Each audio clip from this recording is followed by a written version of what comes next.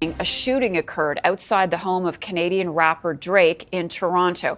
This happening overnight in the wake of an escalating beef between Drake and hip-hop star Kendrick Lamar. This is the scene outside of Drake's home in the city's Bridle Path neighborhood, courtesy of our CTV News chopper. Police say a man sustained serious injuries after a shooting outside that home and was taken to hospital. Police also say a suspect fled in a vehicle, but no description has been released. So far, there's no word on whether Drake was at home at the time of the shooting, but we understand from police that he has offered to fully cooperate with them. Joining over a decade-long feud, and now a new Kendrick Lamar diss record targeting Toronto's own Drake has one local Chinese restaurant caught in the middle, but in a good way. New Ho King on Spadina was mentioned in the song Euphoria, and now the owner says they have since been showered with 5-star reviews. Talk about me and my family, Crody. Someone go bleed in your family, Crody. I be a New Ho King. New Ho King. There you go. That's right. I'm trying to learn how to sing the song now. Johnny Liu is the owner of New Ho King in Chinatown. He says since last night, his phone has been blowing up with messages. This morning, a lot of people text me and said, "Oh, look at that. That's your restaurant?" I said, "Yes." And they said, "Oh, look at that. Look at the song." Don't speak on the family, Crody. It can get deep in the family, Crody. In the song, Kendrick Lamar jokingly pokes fun at the Toronto accent and slang. He then specifically mentioned the restaurant and their fried rice. I be a New Ho King eating fried rice with a dip sauce and a blammy, Crody. He said, "Good food and might be the fried rice. Get more rice. The chef gonna be beast." Now, unless you've been on Cloud 10 or on the rock, have you heard the mother word, bro? Man, this beef got Tupac and Biggie written all over it again, bro. It's only supposed to keep it in hip hop, man. We ain't gotta get that serious, bro. Like, really. Now, I'll show y'all a few clips or whatever, what have you, but here's my theory on what really's going on in this beef right now. I think the Kendrick part is smoke and mirrors. Now, I think maybe Kendrick is tied to it, but as you seen when I showed earlier in the video, Kendrick mentioned New Ho King. For those that don't know, Toronto and New Ho King tied together when it comes to rappers and they rap beef and murders. And the beef, when Kendrick did that New Ho King mention, it caused Drake to do his Family Matters video in New Ho King. Now, hear me out. A lot of rappers that died from New Ho King because they take the video of New Ho King as if they smoking packs, or the opposite set. Weeknd and Drake are tied to two different gangs. And Drake doing that video is almost a spit in the face of them going to New Ho King saying they run Toronto. That's my theory. This beef really tied in with Drake and Weeknd.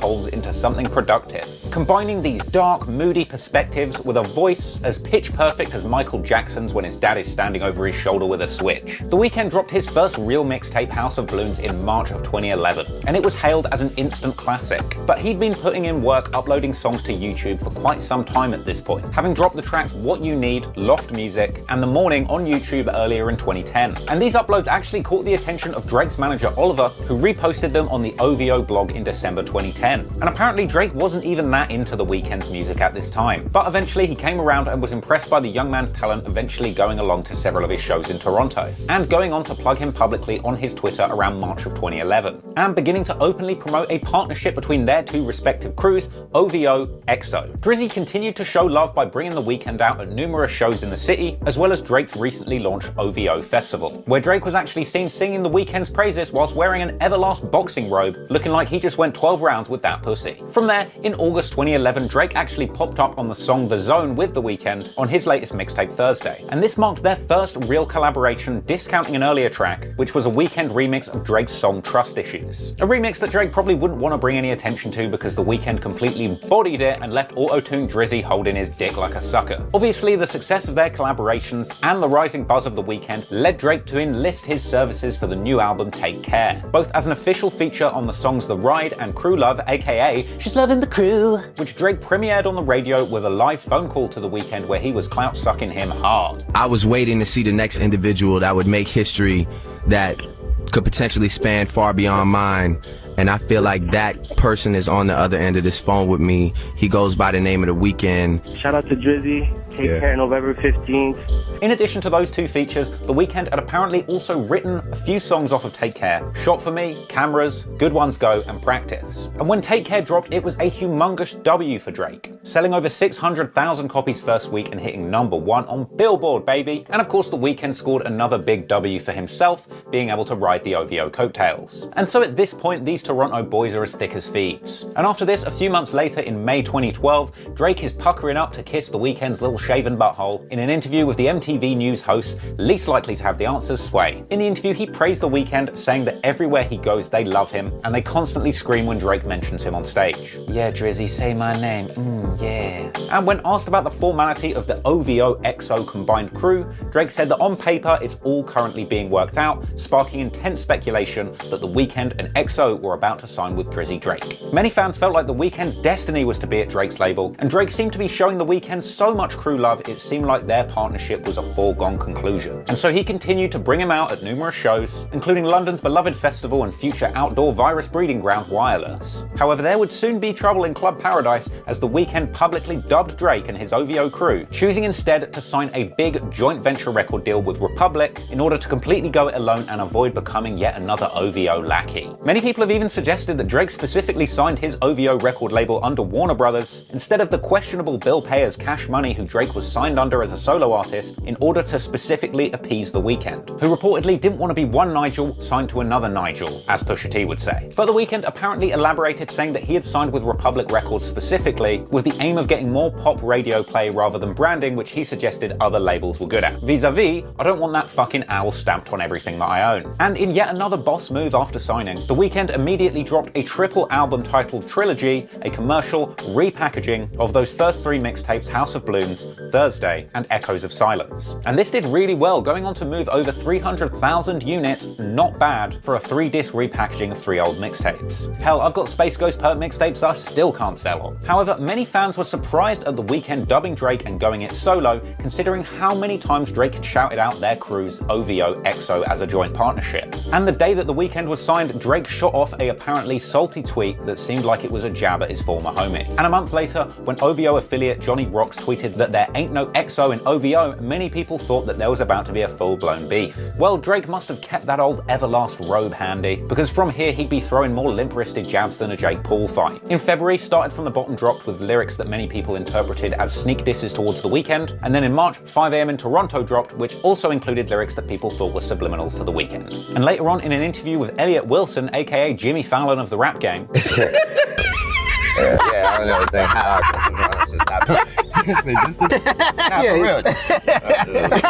I swear this dude's got nos addiction. But in this interview, Drake was actually pressed on these lyrics, denying that they were sneak disses and generally being pretty complimentary about The Weeknd. For people like thinking it has something to do with The Weeknd, like nah. And I always like more power to him. I talk to him all the time, and I'm looking forward to whatever he has coming in the future. However, apparently, The Weeknd did not get the memo, and it wouldn't take long for him to give his side of the story, eventually spilling the beans on just how he'd been treated at the OVO sweatshop.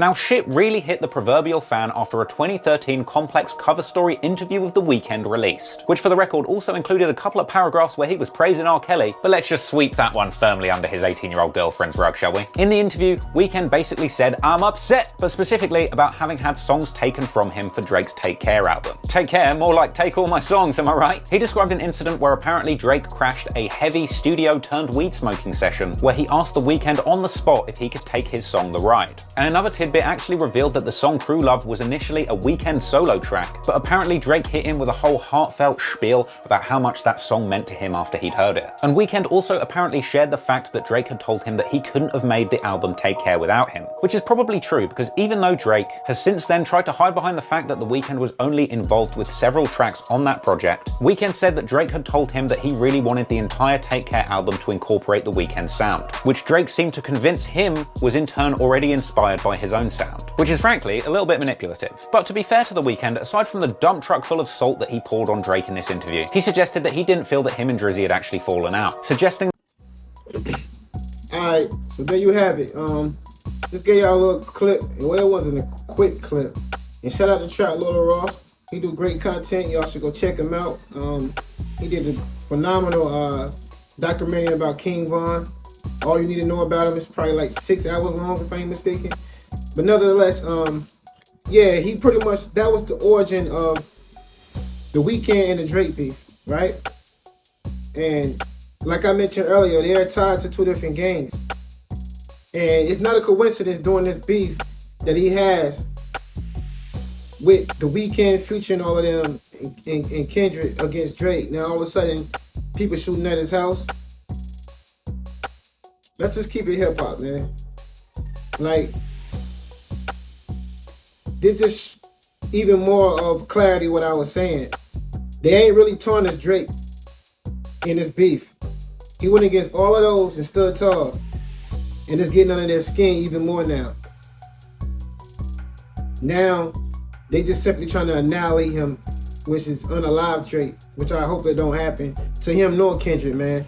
Let's clip the violence. We don't need a whole nother Pac and Biggie thing going on again, which is very symbolic because it's the two greatest hip hop artists of our time right now, modern time that is.